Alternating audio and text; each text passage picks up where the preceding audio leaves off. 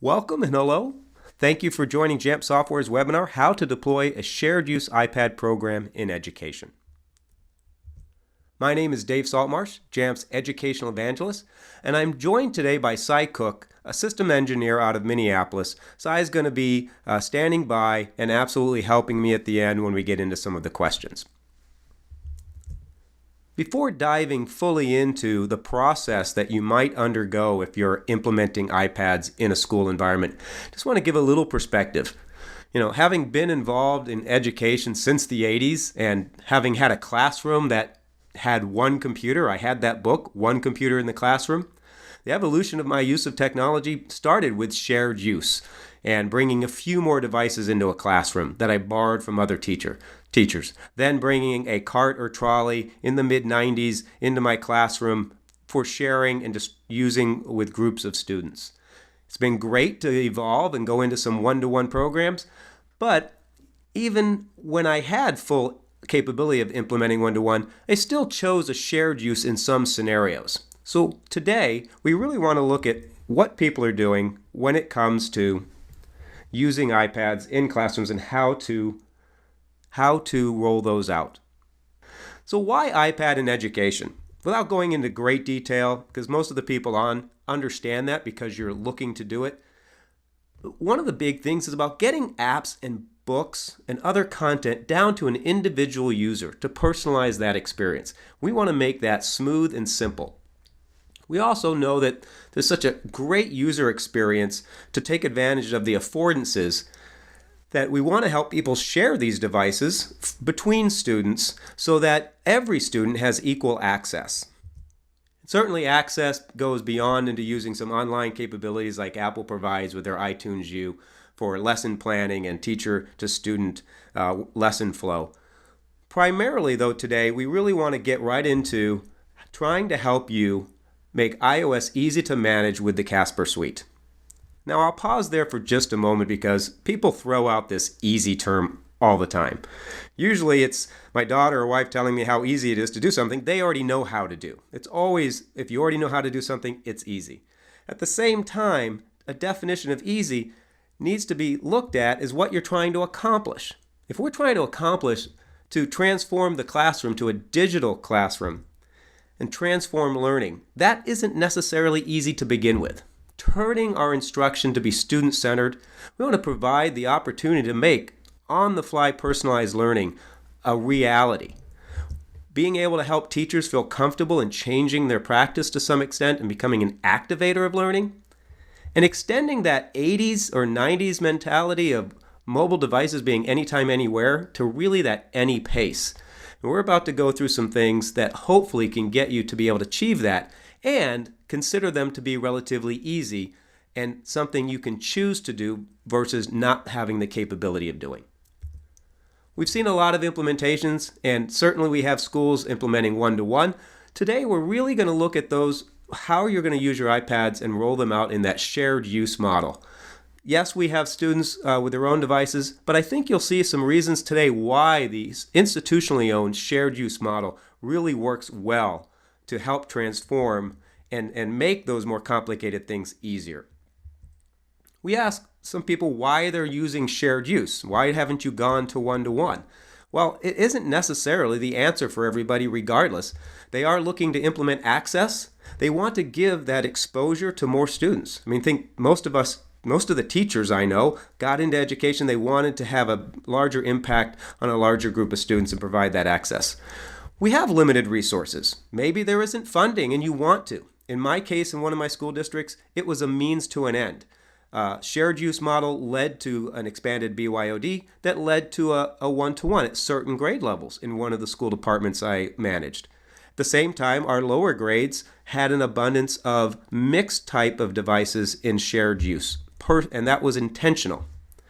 We want the ecosystem to be accessible by students, and we realize even if we have some other devices, the iPad provides that unique experience. Even if we're able to provide other devices, a one-to-many sometimes in a different environment is really important to be able to give lots of different kinds of experience to students who may not otherwise have it. And we see teacher acceptance. Being able to have that device and roll a card in that they know has apps and content on it that they need to use is really important for a group of teachers to really invest their time and energy. And lastly, we see pilot programs. Whether it's an expansion to greater or more carts or sets of devices, we see people stepping in and taking a look at what maybe they can accomplish with sets of iPads. A few years ago, we would have suggested perhaps you didn't need a full-fledged management system with that small pilot. Today, honestly, because of the capabilities we have of personalization and teacher management, honestly, the pilot programs, we want them to be as successful as they can be, and ideally you're trying your pilots beyond early adopters so you can really show the full value. So hopefully, and I'm about to dive into it, you'll see that the implementation, even at a small scale or pilot, is well worth the effort. We're going to go into some of the steps that you'll probably take if you've never implemented an iPad program before, or maybe some steps that you're going to introduce that you hadn't utilized before. I will be talking significantly about the Casper Suite. It is a mobile device management application suite. You could use another program. You will likely have the same processes, exactly the same capabilities, and the ease of use. That's going to be something for you to determine. So I do want to give you an overview of what I'm talking about. When we say the Casper Suite, we provide a server called the JSS or the Jamf software server, and a suite comes with an abundance of pieces to it that you'll utilize. Some are utilized, the top row, primarily by a systems IT or an IT, or maybe an instructional specialist to prepare devices and get them ready, put what you need onto the devices, and to manage them on a day-to-day basis. In the bottom row, we like to think of providing tools to the user, the end user, or the person at the other end. So we have Casper Focus for teachers. We also have this self-service portal that all users of the iPad will have for them to go ahead and be able to get what they need when they need it.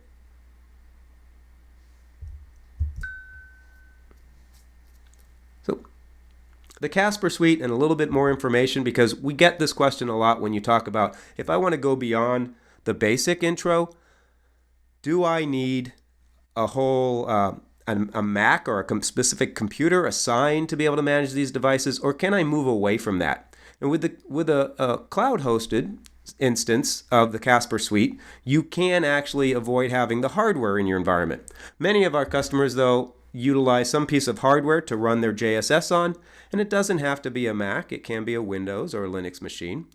And yes, they can actually host it, so they don't have to have it.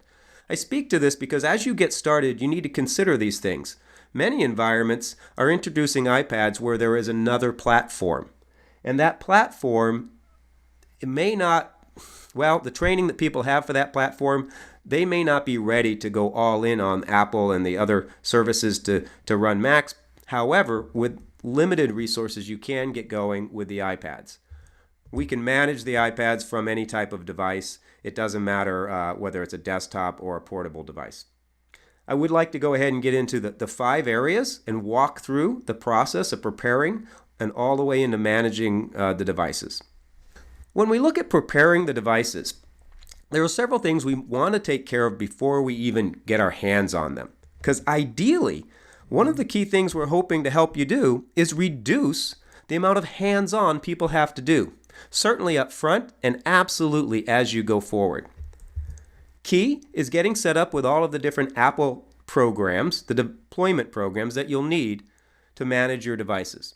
We have the device enrollment program, which is widespread around the world now, the volume purchase program that has gone through some iterations, and even student Apple IDs for students is something to consider, and it may be more appropriate for some one-to-one, but absolutely has some usefulness and impact for students that are sharing devices. So we want to make sure you're aware of what you can do with these. We're going to talk a little bit, but please consider going to deploy.apple.com for greater detail and information on these. When you join the Apple program and you're getting ready for deployment, you get an account, and one of the things it's going to have for you is a place to go in and enter the mobile device management server that you have. And you want to be able to add in your JSS information. The Apple ID strategy is, as I mentioned, still important for you to consider. Not mandatory if we're going to deploy apps to shared use devices, and I'm going to absolutely show that process. It's still something you want to have thought through in your process on how you might want to use it for other things, like students backing up information, accessing iTunes U, or ebooks on their own, perhaps outside of school. So I highly suggest you take a look, even though you might not be implementing that right away. Now, networking, absolutely we should be talking about this before we get going. Most people will ask the question right off the bat, do students and teachers have to be on the same network? Well, for sending information and updating devices that are going to be on a shared use or in a cart, or even if it was one-to-one, the students or those devices don't have to be on the exact same network as other devices. We do want strong bandwidth. Normally on a day-to-day, it's not that big a deal. You're sending a little bit of information. But when you download apps, you want to have a strategy. You want to recognize that downloading 20 apps per device times 200, 300 or more on the same morning might not be the best strategy, and you want to stagger that. But mostly we want to recognize you have the coverage. And again, did you choose to host your JSS in the cloud, or is it on the specific premise? And because it can be used across multiple schools within the district, you want to recognize your connection between those schools. Let's go back and let's put our JSS, the information that we have from our Jamf server, and tie that back to the Apple portal. Inside, I mentioned before that you can see this little tab says Add MDM Server. And if you go to token, which is basically a file that's going to send out, that you're going to save, and you're going to be able to bring that in to our Jamf software server through a tab under Global Management that says Device Enrollment Program. We go in there, and basically you're able to upload that same file that you just got from Apple. And it really isn't that much of an effort to make that connection. Once you have it, back inside your Apple portal, you're going to notice that you have your JSS attributed to it.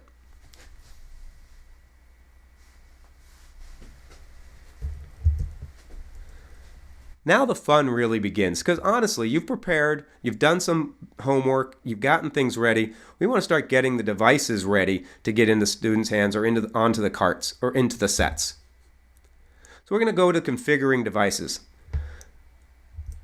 Inside the Casper Suite, we have a lot of tabs on the left-hand side. Now this is not intended to be a demo. I am going to show you some of the concepts and workflows that you'll need to be aware of to go through the process. The first thing we want to do is those devices you've just bought, we want to get them from the purchase that you've made into your system and then be able to put them out onto carts. So we're going to go into a process called our pre-stage enrollment. Many people do a very generic pre-stage enrollment. Maybe they create just one. And that works well with a one-to-one. That worked well when I was doing more things under static mobile device groups and doing a lot of moving things around. Quite frankly, spending a little bit more time here is going to make some life easier in the long run to be able to move devices around literally from program to program if you want. But what we do now is absolutely something we can change. However, I'm going to go ahead and create a brand new pre-stage enrollment, and I'm just going to call it, because I'm going to make one just for a library cart. Now, when I scroll down, I get a lot of different options, and this is what I want to point out. Again, an overview of what's really important that you're going to be able to do now. Notice that right in here, prior to even getting the iPads, I'm going to checkbox that they're supervised. I'm going to talk a little bit more about supervision, but keep in mind that used to mean having to hook up devices by cable to do this. Another really critical thing that I should stamp my foot on, disallow MDM profile from removal. This is huge. Being able to do this over the air and make this happen means a student can't remove the profile, and the settings that you put on the device are going to stay there. We also want to make it mandatory, because I'll show you in a few minutes and how quickly it is to reset a device. When I reset that device, it reforces me to hit next and get the device back enrolled.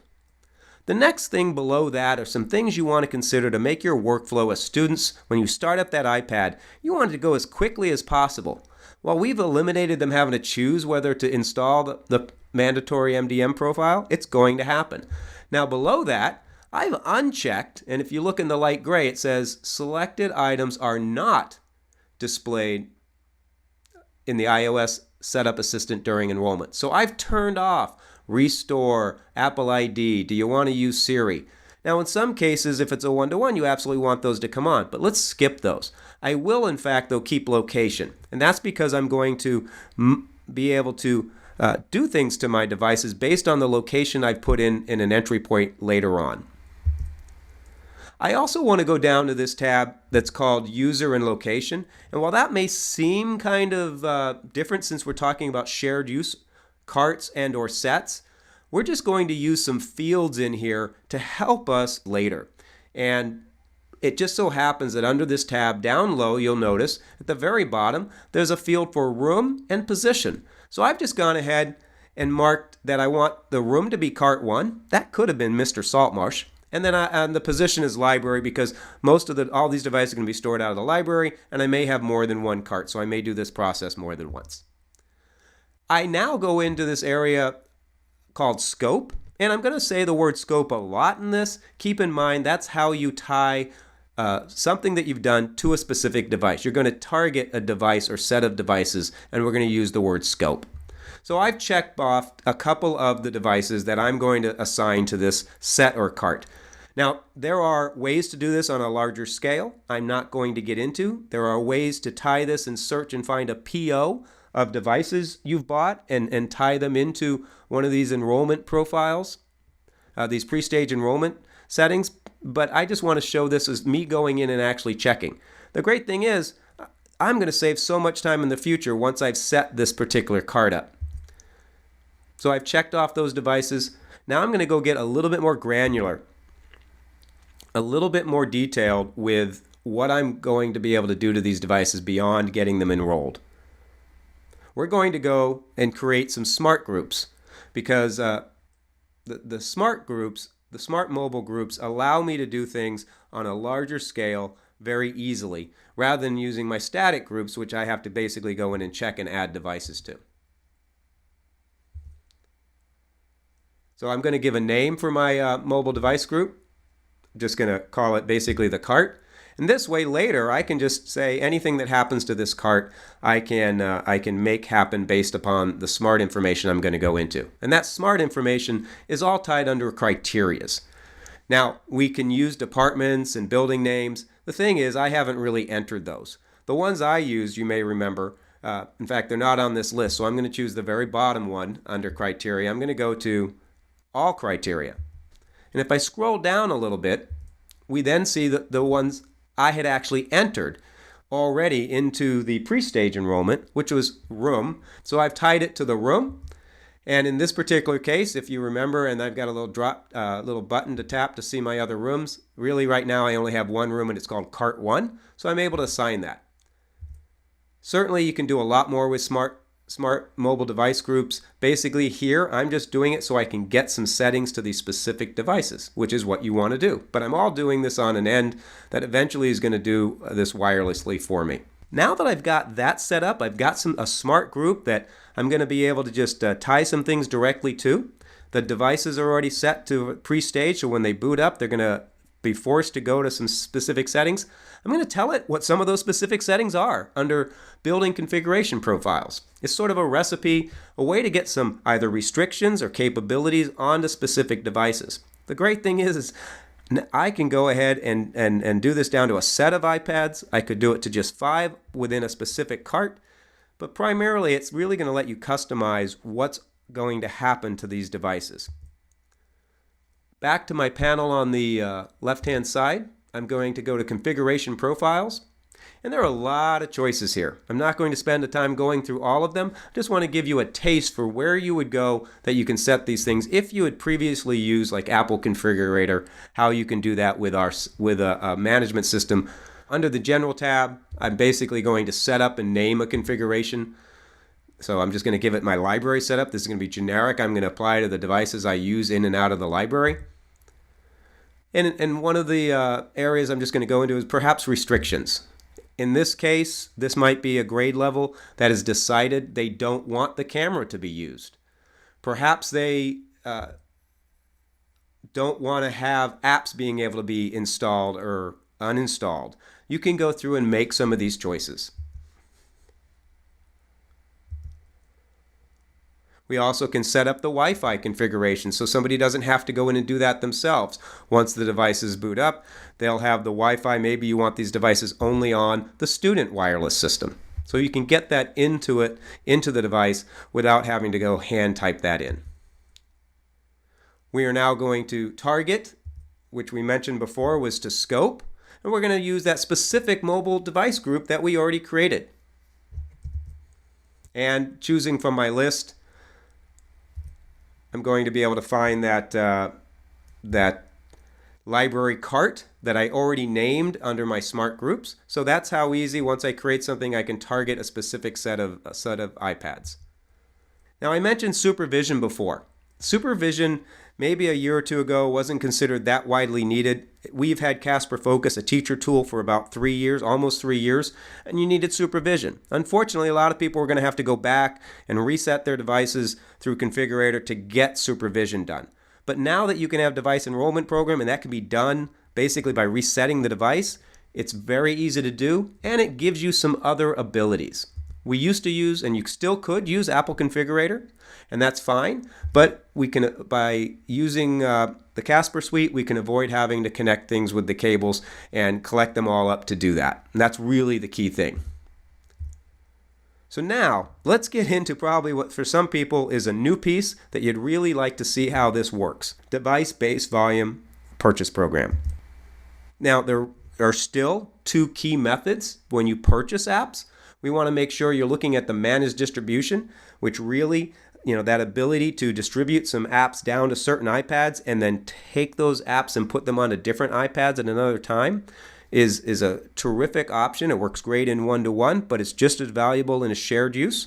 Perhaps a set of iPads, they're not using a particular app that you put onto them, and you're simply going to move them to another set of iPads. You could be using the codes, but you won't necessarily have the simplicity of these managed distribution version of the apps. Not going to go into too much other than a little slide overview of that using the VPP system. Many people have gone in and been doing this over time. They regardless of whether you're using Apple Configurator or another mobile device management system, you're basically getting your apps and you're getting this ability to tie it back into your JSS. What we really want to spend some time talking about here and showing is how, once you get a group of iPads, to then be able to assign the apps to the specific iPads. Back in our Casper Suite, we're going to go ahead to the Apps tab. Rather than going and searching and find a new app, I'm just going to go ahead and utilize an app that I already have downloaded and ready to go called Evernote. What you're going to see inside the options for the Evernote are certainly, you can change some of the information, but on this first general tab, the most crucial thing I think that's important for you to recognize is you have the ability to actually install automatically, or if it was a user, to prompt a user to install. And in our case, since it's a shared use, we're actually able to install automatically without any touch by an end user on the device to get these apps down there. Keep in mind, with power comes responsibility. If I did this to 20 different apps to 300 iPads in a school, that might take a little bit of bandwidth that Monday morning. So probably I'm going to roll out a few of them to some of the devices and get it down. The other option under the same tab is to use self-service, our portal that acts like an iTunes app store where you can put apps and PDFs and even some configuration profiles ready for when someone wants to bring them down onto a device. And that may be a better approach for some of the apps you don't even know if a teacher really wants to use. As with everything else, we need to look at scoping. We have to tell it what devices we want it to have Evernote and that we want it to automatically install. So under that scoping, I'm going to select mobile devices, and I already have that smart group, that I only have one here, so I have one smart group to add. I added it in, and those devices are already recognized because of the room I assigned them to. The new piece that some of you probably haven't seen before, even if you've been in our JSS, is the idea of being able to use device-based VPP.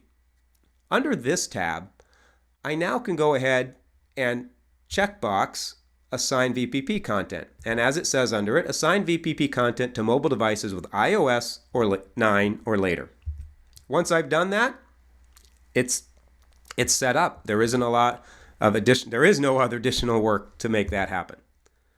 I do want to go and talk about self-service because it's that other way versus making the apps show up automatically, is this idea of being able to have a portal where you can push notification down to the device, say, by the way, there's a new app available if you want. You can have ebooks and PDFs that maybe the people don't need that first Monday morning, but they can go access as they need. No longer do you have to wait until the holiday break to add something else to the system. You've done all this, you've got the devices out. Thursday, you decide you want another app. It takes what I just did, a few seconds, and basically it's ready for the device the next time they turn it on or open it up. And the other part that we use a lot with the shared use is instead of having the App Store open, you can just populate the approved apps you want into this portal, into self-service. We also have configuration profiles because maybe somebody will need to get to a certain printer that you didn't realize because now they're going to another end of the building, and since it's in there but you didn't install it originally, it's available for them. Let's deploy these devices. Let's go ahead. Some people enlist, even with a shared use, they want to have some people and help and get people to help them get them out into the devices. We talk about you're getting them up, you're opening them. We don't forget about the empty boxes. If you're talking about hundreds and thousands of iPads, regardless of the fact that it's not one-to-one, you still might want to have a good rollout plan to get these unboxed and get them into the carts. It's certainly not a very, I don't want to say it's not simple, but it certainly does take some labor to get that accomplished. I'm going to go ahead and show you that we've done everything. We've done everything in the background. The idea is I have iPads I put on a cart, and I'm going to take one out. First thing I might need to do is I might have been using that device already, so I need to wipe it. I need to get it back to a clean state. So simply right here, all I'm going to do is go in and reset this device and reset all apps and content, and it erases it. I'm showing this, and I'm going to let it run in the time it takes, because I want you to see that this really only takes a little bit of time, a minute or so, to get a device from a previous state to a nice new state that we just created.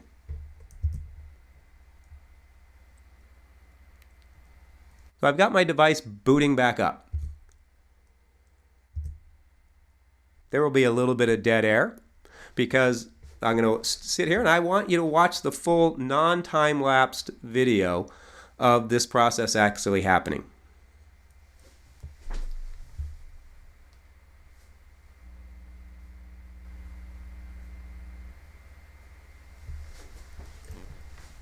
Okay, we're getting somewhere here. You're going to start going through the setup assistant. Remember that we turned off a lot of things. Yes, you're going to see that you got to choose English and American. You're going to get to the Wi-Fi. Now, I went ahead and this device is actually connecting to my home network, my home Wi-Fi. I'm going to hide that password. You probably would want to set up a completely open network so the devices can just choose that without having to worry about the password when you first bring them up online. Now we're actually getting the DEP enrollment information is happening. The person had to tap on next in the upper corner or they weren't going to go anywhere. We're going to know that profiles are starting to get set. Setup assistant's going to complete. And within a few seconds, the home screen is probably, you're going to get this tip about rearranging things, just like a user would do if they just bought their iPad from the Apple Store. What I like to show is while this, when you're presenting and you think there's a little bit of dead air, recognize this is actually the live amount of time it took to run through this video with no time lapse. And as soon as we see this tip, you'll notice in the background, we've got two things installing: the additional app, Evernote, and self-service. Both are automatically showing up on those devices without any end user interaction. So to clarify, there was no Apple ID needed to be entered. No password needed to be entered to get those apps installed on this device. I should state that one again. There was no need for the user to go in and enter an Apple ID.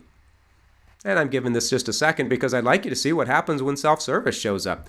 Sure, this is taking less than a minute. If you look at the time at the top, it really hasn't changed. And already inside self-service are a couple other apps the person could go get. So pretty much we got the devices out and in the hands of the person at the other end, and they're not having to connect things, and they're really not having to do too much at the end of the device. As far as managing them, well, go back through the process and deploy another app. Next time the person grabs that iPad, the app's going to be there. Or it's going to be sitting in self-service, ready for them to go get. And you can either notify the teacher through an email, or you could send a push notification that comes up on the device saying, hey, there's a new ebook ready for you to use. Certainly, if you want to hear more about using self-service and go into greater detail, we have a lot of other webinars at jamfsoftware.com. Really go into some of these things in specific detail. I really just wanted to give you a workflow process of how you'd get your devices. Now, I didn't go into one of my favorite topics, which is Casper Focus.